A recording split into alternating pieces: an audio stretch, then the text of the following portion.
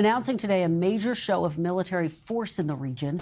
In the early hours before dawn, when the Caribbean Sea appears calm and indifferent under a moonless sky, a silent contest begins beneath the surface. This is a hypothetical scenario, but one rooted in real capabilities, real tensions, and the unforgiving physics of underwater warfare.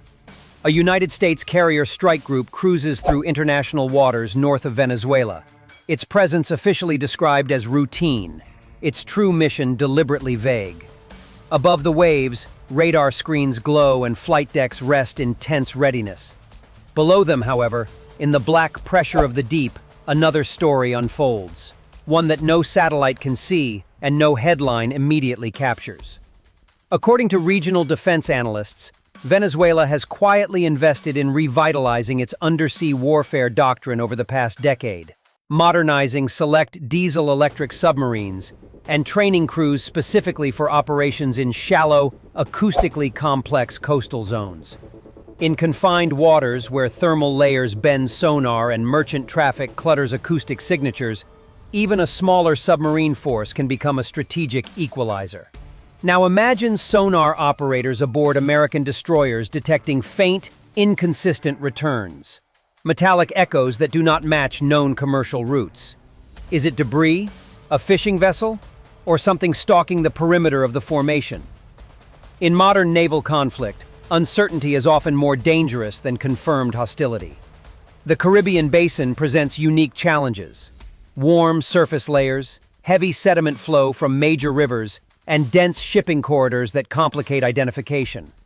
A submarine operating on battery power in such conditions can become nearly indistinguishable from background noise, especially if it remains disciplined and patient. In this scenario, Venezuelan commanders might calculate that demonstrating the ability to penetrate the defensive screen of a carrier group without firing a shot would send a powerful geopolitical message. Meanwhile, inside the American task force, anti-submarine warfare teams deploy helicopters, drop passive sonobuoys, and coordinate triangulation patterns in a carefully choreographed dance designed to flush out any underwater intruder. Every ping, every data spike, every fleeting anomaly forces split-second decisions. One misinterpretation could trigger escalation. One hesitation could expose vulnerability. The stakes are not only tactical but political, as both nations understand that even an unconfirmed torpedo track or a near-miss incident could reshape regional alliances overnight. What makes underwater confrontation so uniquely dangerous is its invisibility. There are no warning shots in the sky, no visible formations on the horizon, only unseen movements measured in decibels and shadows. In this episode, we explore how a silent duel between a global naval superpower and a regional maritime force could unfold, what advantages shallow coastal waters provide to diesel submarines, how carrier strike groups defend against threats they cannot see, and why the most consequential battles of the 21st century may occur far from public view.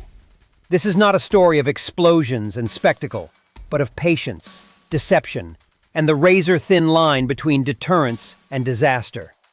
Stay with us as we descend beneath the surface and examine how a confrontation no one hears could echo across the world. Just before midnight, a United States carrier strike group moves steadily through the southern Caribbean, approximately 90 nautical miles north of Venezuela's coastline. Officially, the deployment is described as a freedom of navigation presence, combined with joint maritime exercises alongside regional partners. Unofficially, its timing follows weeks of sharpened rhetoric, disputed airspace incidents, and reports of expanded coastal defense drills conducted by the Venezuelan Navy. The sea appears calm from above, a dark, glass-like surface broken only by the wakes of escorting destroyers and the distant silhouettes of commercial tankers bound for the Panama Canal. Yet beneath that surface lies an environment that is anything but simple. The Caribbean's hydrography is notoriously complex. Warm surface layers often sit above cooler, denser water, creating thermal gradients that refract sonar waves and complicate detection ranges. In some seasons, freshwater outflows from the Orinoco River alter salinity levels across large swaths of the basin, subtly changing acoustic propagation in ways that even experienced operators must constantly adjust for. The carrier strike group itself represents one of the most formidable concentrations of naval power on Earth. A nuclear-powered aircraft carrier forms the core, flanked by guided missile destroyers equipped with advanced sonar suites and layered defensive systems. An attack submarine likely operates somewhere ahead of the formation, its precise location known only to a handful of officers. Overhead, early warning aircraft can extend radar coverage hundreds of miles, while helicopters configured for anti-submarine warfare stand ready to launch at short notice. In recent years, the U.S. Navy has refined its distributed maritime operations doctrine, emphasizing flexibility and overlapping sensor networks designed to prevent exactly the kind of surprise that shallow coastal waters can enable. Venezuela, meanwhile, maintains a far smaller naval force, but one that has historically focused on coastal defense. Its submarine arm has operated German-built Type 209 diesel-electric submarines since the late 20th century. Though aging, such boats are known for their relative quietness when running on battery power. Over the past decade, regional observers have noted periodic refit efforts and renewed training cycles at Puerto Cabello. According to a recent regional security brief, Venezuelan crews have conducted extended littoral navigation drills aimed at mastering operations in high-traffic environments. In a narrow acoustic battle space crowded with merchant vessels, fishing fleets, and offshore energy infrastructure, even a modest submarine capability can complicate the calculations of a larger force. Tensions rise not because of open hostility, but because of ambiguity. Satellite imagery in the days prior reportedly indicated unusual night activity at a Venezuelan naval pier, loading operations conducted under reduced lighting and tight security. While such movements could be routine, intelligence analysts within the carrier group's chain of command treat them as potential indicators of readiness. At the same time, regional maritime traffic continues uninterrupted. Oil tankers transit established shipping lanes, cruise ships maintain published routes, and local fishing vessels operate close to shore. This dense background noise creates both cover and confusion. Navigation itself presents challenges. The Southern Caribbean features variable seabed topography, with continental shelf areas giving way to deeper basins. In some sectors, underwater ridges and sediment layers can create acoustic shadow zones, pockets where sonar performance degrades unexpectedly. A diesel-electric submarine operating cautiously in such an environment might exploit these conditions to remain undetected, especially during nighttime hours when aerial surveillance patterns are less frequent. Within the carrier group, watch rotations continue with disciplined routine, yet the atmosphere carries a subtle tension. Officers review updated threat assessments, cross-checking regional intelligence with real-time sensor data. Helicopter crews remain on standby, briefed on potential launch sequences should a suspicious contact emerge. Communications traffic is controlled and deliberate. No alarms sound, no hostile acts occur. But the awareness that an unseen platform could be operating nearby influences every maneuver. In such moments, the strategic balance hinges less on firepower and more on perception, readiness, and the silent geometry of movement beneath the waves. The first indication that something is wrong does not come as a dramatic alarm, but as a hesitation in the data stream. Deep inside one of the escorting destroyers, in a dimly lit sonar control room, an operator notices a faint, irregular contact on the passive array, barely distinguishable from the constant wash of propeller noise generated by commercial shipping. The Southern Caribbean is rarely quiet. Tankers moving between the Atlantic and the Panama Canal, container vessels bound for Gulf Coast ports, and regional traffic all contribute to a dense acoustic backdrop. Yet trained ears learn to separate rhythm from randomness. This contact carries a cadence that does not quite match civilian propulsion signatures. It fades, then reappears at a slightly altered bearing. Modern U.S. destroyers are equipped with advanced hull-mounted sonar and towed array systems designed to detect and classify submarines at significant distances under favorable conditions. However, shallow or thermally layered waters can degrade performance. The Caribbean often exhibits temperature gradients that bend sound waves unpredictably, creating zones where a submarine might briefly disappear from detection before re-emerging. As the contact strengthens for several seconds, then diminishes again, the sonar supervisor orders additional analysis. The system begins comparing the acoustic pattern against an onboard library of known signatures. Commercial diesel engines, merchant propeller blade counts, even specific cavitation patterns are algorithmically filtered. The result returns inconclusive. Simultaneously, another escort ship reports a transient noise spike, roughly 10 nautical miles to the west of the carrier's track.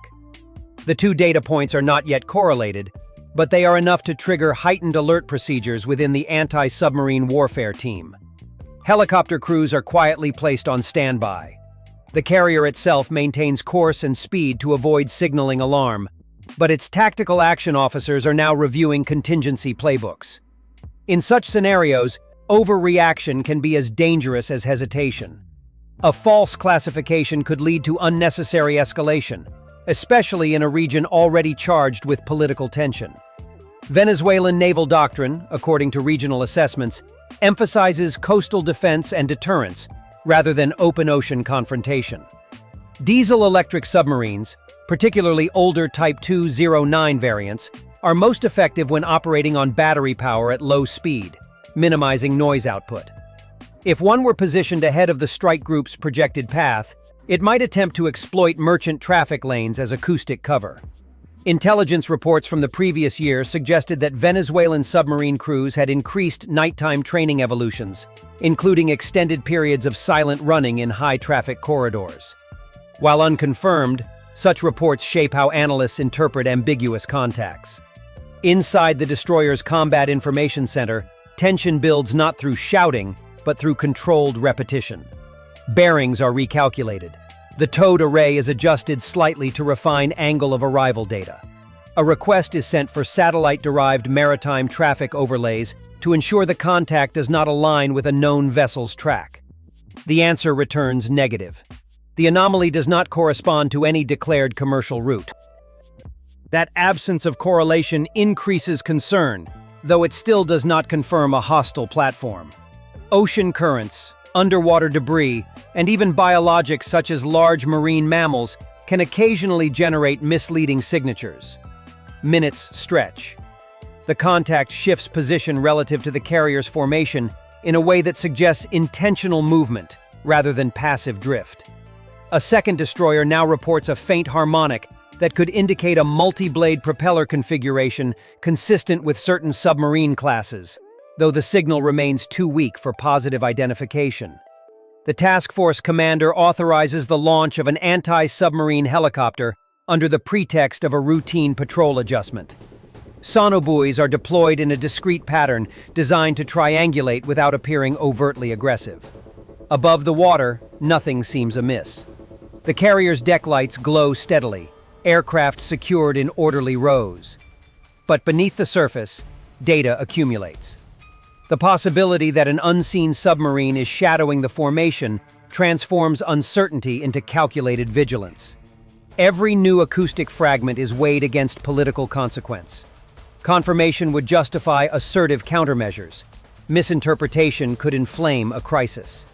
In this fragile space between signal and certainty, the true danger lies not only in the submarine itself, but in how each side reads the silence. Once uncertainty hardens into probability, the geometry of the sea begins to shift. The carrier strike group subtly adjusts formation, widening the spacing between escorting destroyers to expand acoustic coverage, while avoiding any maneuver that might signal panic. Speed is reduced by a few knots, not enough to compromise schedule, but sufficient to improve sonar resolution and allow embarked helicopters to operate more efficiently. Beneath the surface, if a Venezuelan submarine is indeed present, its commander now faces a narrowing window of opportunity. Diesel-electric boats operating on battery power must constantly balance stealth against endurance. Every course correction, every increase in speed risks generating additional flow noise. Yet remaining stationary invites triangulation. The American response unfolds through layered anti-submarine doctrine refined over decades. A maritime patrol aircraft, operating far beyond the visible horizon, releases a distant pattern of passive sonobuoys to extend the detection net. Their floating transmitters feed encrypted acoustic data back to the task force in near real time. Closer in, an escorting destroyer deploys its embarked helicopter to establish a dipping sonar track line perpendicular to the suspected contact's bearing. The helicopter hovers low over the water, lowering its sonar dome into the dark sea in controlled intervals, listening between bursts for the faint signature of rotating machinery. Each dip lasts only minutes before the aircraft repositions, building a mosaic of acoustic snapshots. If the submarine intends to approach undetected, it must exploit blind spots between these sensor nodes. Coastal bathymetry becomes decisive. Slight underwater gradients and sediment layers can distort active sonar returns, while the clutter of biologic noise complicates classification. The submarine commander may choose to alter depth repeatedly, using thermal layers to refract incoming pings, then slipping laterally beneath commercial traffic routes to mask residual sound. Such tactics are well established in submarine warfare, though their execution in confined, high-surveillance waters demands exceptional crew discipline. At some point, however, concealment gives way to initiative. According to later reconstructed timelines, a sharp acoustic transient, consistent with rapid ballast adjustment, briefly spikes across two separate U.S. platforms. It is not a confirmed weapons release, but it is enough to shift posture from tracking to defensive readiness. The carrier alters course 5 degrees starboard, a minor adjustment that complicates any potential torpedo-firing solution calculated minutes earlier. Escorting ships tighten their protective arcs, ensuring overlapping sonar and defensive coverage. Close-in weapon systems remain in standby, while electronic warfare teams monitor for any associated communications bursts that might suggest coordination with shore-based assets. In modern naval combat, torpedoes remain among the most dangerous threats to large surface vessels. Wake-homing and acoustic-seeking variants are capable of adjusting course autonomously once launched. Although there is no verified launch at this stage, the mere possibility compels rehearsed countermeasures. One destroyer executes a brief acceleration, creating a decoy acoustic signature intended to draw any incoming seeker away from the carrier's projected path. Simultaneously, acoustic countermeasure devices are prepared for deployment. Small, noise-generating systems designed to confuse homing logic by mimicking or distorting ship signatures. The choreography is precise. No single movement is dramatic, yet together, they form a defensive shield built on geometry and timing. For the submarine crew, conditions grow increasingly perilous. Active sonar pulses begin to sweep more aggressively across the water column. Each ping reverberates through the hull, a metallic echo that confirms exposure risk. Remaining silent might preserve stealth, but sacrifices situational awareness. Activating onboard sensors increases self-noise and the chance of detection. If an attack were attempted under these constraints, it would likely target an outer escort rather than the carrier itself, seeking to demonstrate reach without provoking catastrophic escalation. Some defense analysts have long argued that limited symbolic strikes can serve as political signaling, though such strategies carry enormous miscalculation risk. Then comes the decisive moment. A dipping sonar contact strengthens abruptly, resolving into a coherent mechanical pattern at moderate depth. The classification team assigns it a high probability as a submarine profile. Within seconds, the information propagates across the task force's network. The nearest helicopter drops a practice depth charge configured for signaling rather than detonation, a tactic occasionally used to compel a submarine to surface without escalating to lethal force. Almost simultaneously, an escorting destroyer conducts a close approach maneuver, broadcasting underwater warnings via sonar modulation, a rarely discussed but documented communication method intended to indicate detection. Inside the submarine, alarms would register proximity and active tracking intensity.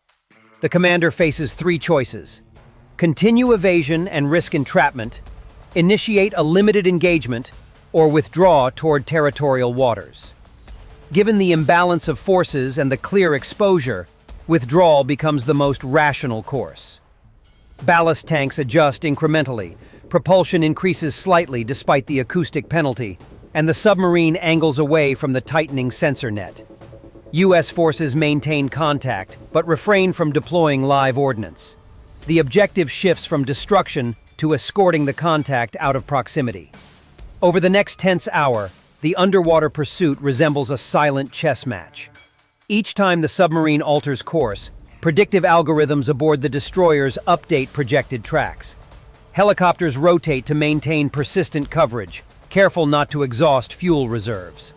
Eventually, the acoustic signature fades toward shallower coastal waters, where international legal boundaries complicate further action. The task force halts pursuit at a calculated distance, documenting the encounter through classified channels. When dawn breaks, no explosions scar the sea. No wreckage floats on the surface. Yet the implications are profound. The submarine has been detected and compelled to retreat, demonstrating both the resilience of layered anti-submarine defense and the audacity of operating so close to a superior force. For Washington, the encounter validates readiness, while underscoring vulnerability inherent in operating near contested coasts. For Caracas, the mere penetration of the outer defensive perimeter, even temporarily, may be framed domestically as proof of deterrent capability. The climax of such a confrontation lies not in destruction, but in restraint. A single confirmed torpedo launch could have transformed maneuver into war. Instead, both sides navigate the narrow corridor between signaling and catastrophe.